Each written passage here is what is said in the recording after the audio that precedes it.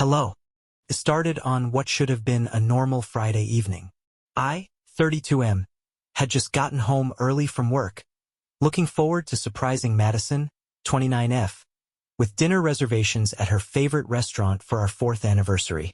We'd been engaged for 8 months, and despite some rough patches, I thought we were in a good place. The ring on her finger was a symbol of our commitment, or so I believed. I found Madison sitting at our kitchen island, perfectly made up despite claiming she had a migraine and was working from home that day. The moment I walked in, I knew something was off. She had that look she gets when she's about to pitch me something she knows I won't like. "Tyler, we need to talk about something important," she said, patting the seat next to her. "I've been doing a lot of thinking about us, about marriage, about what I want from life." My stomach dropped. Nothing good ever follows that kind of opening. "I think we should try an open relationship before getting married," she continued, her voice steady as if she was discussing weekend plans. "I've been reading about ethical non-monogamy, and I really think it could strengthen our relationship. Give us both a chance to explore and grow before settling down completely." I stood there, keys still in hand, trying to process what I was hearing. "Are you serious right now? We're engaged, Madison. We're planning our wedding." She launched into this clearly rehearsed speech about how monogamy is outdated, how many modern couples are embracing ethical non-monogamy, how it's actually healthier to acknowledge our natural desires. But something in her tone felt off, too practiced, too confident. "How long have you been thinking about this?" I asked, studying her face. "Just the past few weeks," she replied quickly. Too quickly. "I've been doing research, joining some online communities. Is there someone specific you want to sleep with?" I interrupted. The slight flinch in her expression told me everything. "No, of course not. This isn't about anyone in particular. It's about us having the freedom to explore." "Madison." My voice was ice. "Tell me the truth. Now," she cracked. Turns out she'd reconnected with her college ex, Brandon, at a work conference 3 months ago. They'd been just talking, her words, but she felt a spark she couldn't ignore. She swore nothing physical had happened yet, but she couldn't stop thinking about him. "Yet," I repeated. "Nothing physical has happened yet." That's when my phone buzzed. A message from Chris, my best friend who works at Madison's company. "Call me ASAP. It's about Madison and Brandon." I stepped out onto our balcony, leaving Madison nervously watching through the glass. Chris didn't waste any time. Madison and Brandon had been spotted leaving a hotel near their office during lunch breaks, multiple times over the past month. The work-from-home days? She was with him. I walked back inside, my mind surprisingly clear. "So when exactly did you start sleeping with Brandon? Before or after you started researching open relationships?" The color drained from her face. "Tyler, I can explain. Don't bother. The hotel receipts can do the explaining for you." She burst into tears, switching tactics instantly. "It was a mistake. I was confused, scared about getting married. Brandon didn't mean anything. It was just sex. That's why I thought if we opened the relationship, I could work through these feelings honestly." I cut her off. "You want honesty? Here's some honesty. I already called the venue and canceled our reservation. I've been suspicious for weeks. The ring you're wearing is a fake. I swapped it out last month when you started acting strange. The real one is safely in my possession." Her hand flew to the ring, eyes wide with shock. "You, what? Check it. The inscription I had done is not there. Cubic zirconia looks pretty convincing, doesn't it? Almost as convincing as your act about wanting to explore and grow together." Madison's face cycled through shock, anger, and finally settled on desperate manipulation. "Baby, please," she pleaded, reaching for my hand. "We can work through this. Couples therapy, anything you want. I'll cut all contact with Brandon. Like you cut contact 3 months ago when you first ran into him?" I pulled out my phone and started playing a voice recording. Her voice filled our kitchen, giggling, telling Brandon how much she missed him, how her boring fiancé could never make her feel the way he did. She froze. "How did you?" Remember when you asked me to fix your car's Bluetooth last week? Funny how it kept accidentally connecting to your phone calls after that. I hadn't planned on this confrontation happening today, but I've been gathering intel just in case. Want to hear the part where you two laughed about how gullible I am? Or should we skip to where you planned this whole ethical non-monogamy pitch? Madison's tears dried up instantly, her expression hardening. You had no right to spy on me like that. And you had no right to fuck your ex in the Hampton Inn on your lunch breaks. But here we are. She switched tactics again, her voice turning cold. Fine. You want to know the truth? Brandon excites me. He challenges me. With you, everything's so predictable. Safe. Maybe if you weren't so boring. I actually laughed. Boring? You want excitement? How's this for exciting? I pulled out my phone again and dialed a number on speaker. Hello. A woman's voice answered. Hey Ashley. Remember that conversation we had about Brandon last week? Madison's here. Why don't you tell her about your lunch date with him yesterday? Dead silence from Madison. Ashley's voice crackled through the speaker. Oh honey, you didn't think you were special, did you? Brandon's been seeing 3 of us from the office. We all compared notes last week at happy hour. He's been feeding everyone the same lines about his deep connection with each of us. Even used the same hotel room. I watched the color drain from Madison's face as Ashley continued. And Madison? That promotion you think you're getting next month? Brandon's been taking credit for your project work while telling senior management you're struggling with deadlines. Check your email. I sent you screenshots of his presentations where he used your research without crediting you. Madison lunged for her phone, hands shaking as she opened her work email. I could see the moment reality hit her career, her affair, her carefully constructed lies, all crumbling simultaneously. The best part, I added, Brandon's wife knows everything. Not for me, apparently you weren't careful enough with your text messages. She reached out to me 2 weeks ago. We've been comparing notes. Madison's head snapped up. What? Brandon's divorced. He showed me the papers. Fake papers, sweetheart. Just like that story about his startup company. The beach house he promised to take you to doesn't exist. The investment opportunity he offered you? Complete scam. How much did you transfer to him, by the way?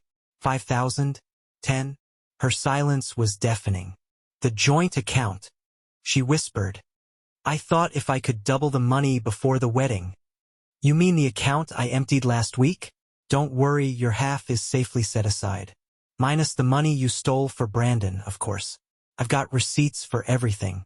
My lawyer's already drafting the documents. Madison slumped against the kitchen counter, her carefully constructed world collapsing around her. But I wasn't done. Not even close. You know what the real kicker is? I continued, my voice steady despite the storm of emotions inside. I actually considered the open relationship idea for about 5 minutes. Wanted to understand what could make my fiancée, the woman I thought I knew better than anyone, suddenly want to change everything about our relationship. She looked up, a flicker of hope crossing her face. I crushed it immediately. So I joined those online communities you mentioned. Interesting thing about IP addresses. They show when someone's actually been visiting these sites. Want to guess how many times you logged into any ethical non-monogamy forum? 0. But you know who has been active? Brandon's wife. She's actually a respected member of that community. Her husband's affairs are quite the hot topic there. Madison's mouth opened and closed, no words coming out. I pressed on, each revelation another nail in the coffin of our relationship. Remember last month when you said you needed to help your sister Emma move, and it would cost us $2,000? Emma called me yesterday, asking why you'd been telling people she's getting divorced. She's not even moving. But Brandon did get a new apartment last month. Interesting timing. The tears started again. But this time they were real tears of humiliation and dawning horror as her web of lies unraveled. Tyler, please, she whispered. I know I messed up. I know I hurt you. But 4 years together has to mean something. We can start over, rebuild trust. 4 years. I interrupted. You mean the 4 years where you were still texting Brandon? Yeah, I know about that too. His wife showed me the messages. You never really ended things with him, did you? Just kept him on the back burner, feeding him little crumbs of attention, telling him I was just a safe choice, that you never stopped loving him. She crumpled to the floor, mascara running down her face. How do you know all this? How long have you known? Long enough to watch you dig your own grave. Every lie, every secret meeting, every manipulative little game. I saw it all. But here's what you don't know.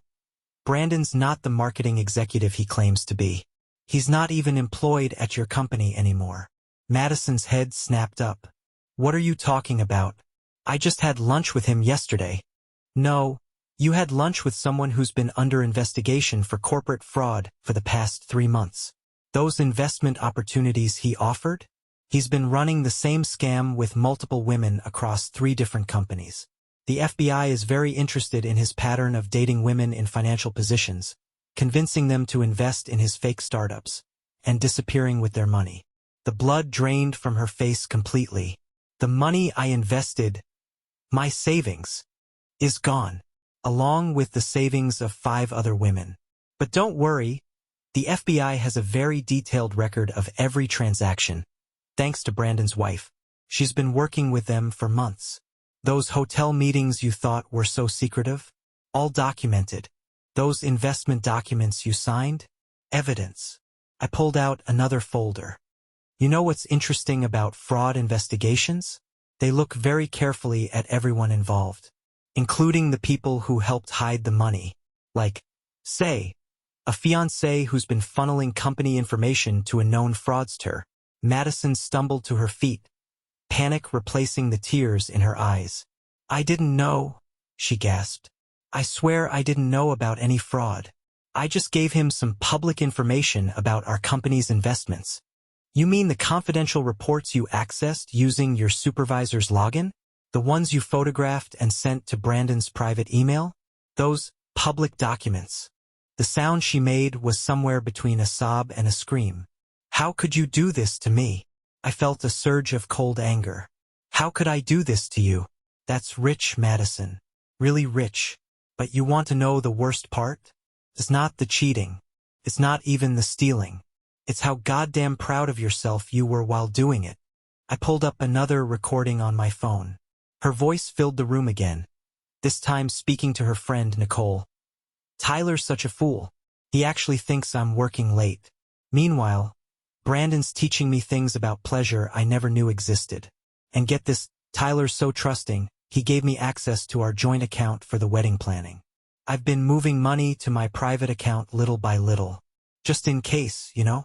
Madison lunged for the phone, but I held it out of reach. Oh, we're not done yet. Let's hear what you told Brandon about our future together. Another recording played. Once Tyler and I are married, it'll be so much easier. He makes great money, and his family has connections. We can take everything, baby. He'll never know what hit him. You were recording me for months? She whispered, horror dawning in her eyes. Not just recording. Building a case. Every email, every text, every hotel receipt, every fraudulent transaction. While you thought you were so clever, playing me for a fool, I was documenting everything. The FBI has copies. Your company's legal department has copies. Brandon's wife's divorce attorney has copies. She sank back to the floor, hugging her knees. What's going to happen to me? Well, that depends. The FBI is mainly interested in Brandon's larger operation. They're offering deals to the women who cooperate. But your company's internal investigation? That's another story. Unauthorized access of confidential financial data, corporate espionage, collaboration with a known fraudster. HR takes that kind of thing pretty seriously. I walked to our bedroom and returned with a packed suitcase. You have exactly 1 hour to pack your things and leave. The lease is in my name, only another thing you didn't bother to check. Your car is currently being watched by a private investigator, so I wouldn't recommend trying to flee the state. The FBI tends to frown on that. Where am I supposed to go? Her voice was barely a whisper. Well, you can't go to Brandon's. He's being arrested as we speak. Your parents already know everything. I sent them copies of the recordings last week. Emma's not speaking to you because of the divorce lies. But hey, maybe Nicole will take you in. Oh wait. I played one final recording, Nicole's voice this time, telling Brandon how Madison was just a stepping stone. How they'd been sleeping together behind her back for weeks. The look of utter devastation on Madison's face as Nicole's betrayal registered was almost poetic. The perfect triangle of deception: Madison cheating on me with Brandon. Brandon cheating on Madison with Nicole. Nicole betraying her best friend for a con man. The karmic symmetry would have been beautiful if it wasn't so tragic. 1 hour, I repeated, setting a timer on my phone. And Madison? That diamond tennis bracelet you're wearing? The one Brandon gave you last week? It's fake, just like everything else about him. He bought it from a street vendor for $30. Quite a step down from the family heirloom jewelry you pawned to invest in his startup. Isn't it? Her hand flew to the bracelet, fingers trembling as she unclasped it and stared at the now obvious cheap metalwork. The final illusion shattered. I walked to the door, then turned back one last time. Oh, and those compromising photos you took with Brandon at the hotel? The ones you thought were so sexy and private? They're already in his wife's possession. Turns out he kept quite a collection from all his victims. The FBI found them particularly interesting, especially the ones where you're posing with company documents. Madison's face went from pale to green. He wouldn't. He did. To every woman he scammed. Some ended up on certain websites. His wife's lawyer is handling that particular aspect of the case. I'd check your inbox. You should be getting a cease and desist letter about those any minute now. As if on cue, her phone chimed with an email notification. The letterhead of a prestigious law firm was visible even from where I stood. 55 minutes left, I said, checking my timer. Better start packing. Oh, and don't bother trying to access your work laptop. Your credentials were revoked an hour ago. IT security is very interested in those unauthorized logins you made. I turned to leave, then remembered one final detail. Almost forgot, you might want to call your credit card companies. Not about Brandon's fraud, they already know about that. No, this is about Nicole. Turns out she's been using your card numbers for months. Amazing what people share when they think they're in love. Isn't it? The sound of Madison's complete emotional collapse followed me as I walked out of what was once our shared home. My phone buzzed with updates. Brandon in custody. Nicole being questioned by corporate security.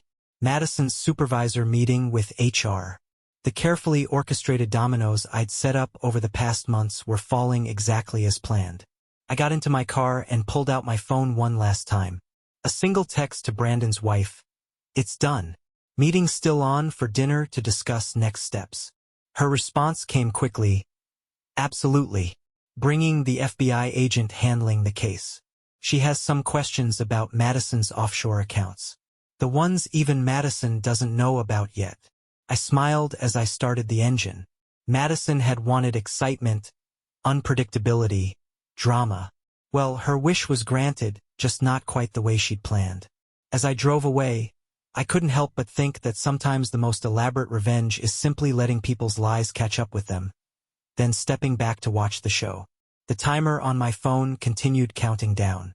50 minutes left until Madison's life as she knew it would be completely, irrevocably over. Sometimes karma needs a little help with timing, after all. Thank you for listening the story to the end. Write your thoughts about it in the comments and do not forget to subscribe. See you in the next videos. Bye.